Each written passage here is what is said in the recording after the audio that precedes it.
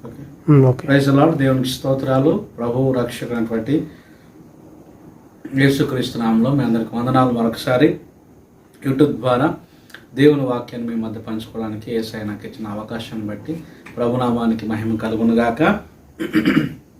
ప్రార్థన చేసుకుందాం. పరిశుద్ధుడా, సజీవుడా, సర్వాధికారికి స్తోత్రాలు.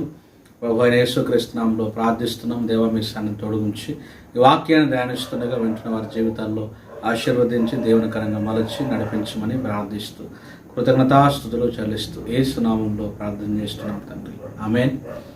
దేవునామానికి స్తోత్రము. దేవుని సన్నిధిలో ప్రియ దేవుని బిడ్డ, యోహాను రాసిన సువార్త 15వ అధ్యాయం 16వ వచనాన్ని చదువుకుందాం. మీరు నన్ను ఏర్పరచుకొనలేదు, మీరు నా తండ్రి పేరిట ఏం అడుగుదురో అది ఆయన మీకు అనుగ్రహించినట్లు మీరు వెళ్ళి ఫలించుటకును మీ ఫలము నిలుచునుటకు నేను మిమ్మును ఏర్పరచుకొని నియమించితిని.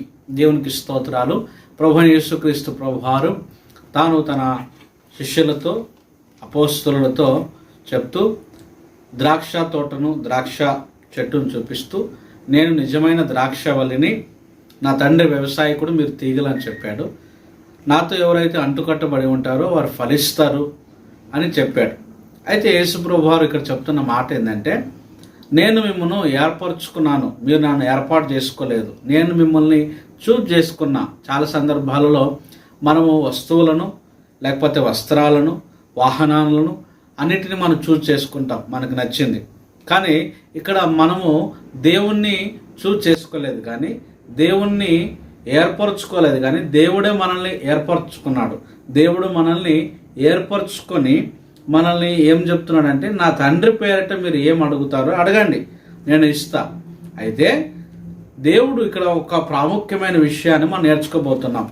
మీరు, నేను అందరూ కలిసి దేవుని నమ్మిన ప్రతి బిడ్డ, ప్రతి దైవజనుడు, ప్రతి విశ్వాసి మనము ఫలించడానికి, మనము ప్రభులో ఫలించడానికి దేవుడు మనం ఏర్పాటు చేసుకున్నాడు. ద్రాక్షవల్లి ఎలాగైతే ఫలిస్తుందో, ద్రాక్ష ఎలాగైతే ఫలభరితంగా ఉంటుందో, ఆత్మ సంబంధంగా ఆత్మీయ జీవితంలో మనము ఫలించాలి. మారు మనసుకు తగిన ఫలం ఫలించాలి, ఆత్మ ఫలము ఫలించాలి. మన ద్వారా కొంతమంది అయినా ప్రభుని ఎరగాలి, తెలుసుకోవాలి, ప్రభు యొద్దకు రావాలి. ప్రేమ అనే ఫలము, సంతోషం అనే ఫలము, సమాధానం అనే ఫలము, దీర్ఘశాంతం అనే ఫలము, దయాలుత్వము అనే ఫలము, మంచితనము అనే ఫలము, సాత్వికము అనే ఫలము, విశ్వాసం అనే ఫలం, ఆశ నిగ్రహం. ఈ ఫలాల ద్వారా, ఫలము ద్వారా మనము ఇతరులను రక్షించాలి. మనలో ఫలభరితమైనటువంటి ఆధ్యాత్మిక స్థితి మనకు ఉండాలి. కాబట్టి మనము లోకంలోకి వెళ్ళి మనం ఫలించాలి. ఈ లోకంలో ప్రభు కొరకు మనం ఫలించాలి. ఆ ఫలించిన ఫలాలు నిలిచి ఉండాలి అని దేవుడు మనల్ని ఎన్నుకున్నాడు. ఎన్నుకొని మనం ఫలించడానికి, అలాగే మన ద్వారా ఫలించిన ఫలము నిలిచి ఉండునట్లుగా దేవుడు మనల్ని నియమించాడు. ఈరోజు మన ద్వారా రక్షించబడిన వారు నిలిచి ఉన్నారా? మన ద్వారా స్వార్థ విన్నవారు ప్రభులో నిలిచి ఉన్నారా? మనము స్వార్థ చెప్పితే ప్రభు వారిని రక్షిస్తే, వారు సంఘములు చేర్చబడితే వారు నిలిచి ఉండాలి. ఆ నిలిచి ఉండునట్లుగా దేవుడు మనల్ని నియమించాడు, దేవుడు మనల్ని ఎన్నుకున్నాడు. ప్రియ దేవుని బిడ్డ, ఈరోజు యేసు ప్రభు ద్వారా ఫలించాలి, యేసు ప్రభులో ఉండి ఫలించాలి. ఫలించినటువంటి ప్రతి వ్యక్తి శిష్యులతో అంటాడు, మీరు లోకంలోకి వెళ్ళి ఫలించండి, మీ ద్వారా ఫలించినటువంటి వారు ఆ ఫలము నిలిచి ఉండాలి. చాలా మంచి మాట ఇది.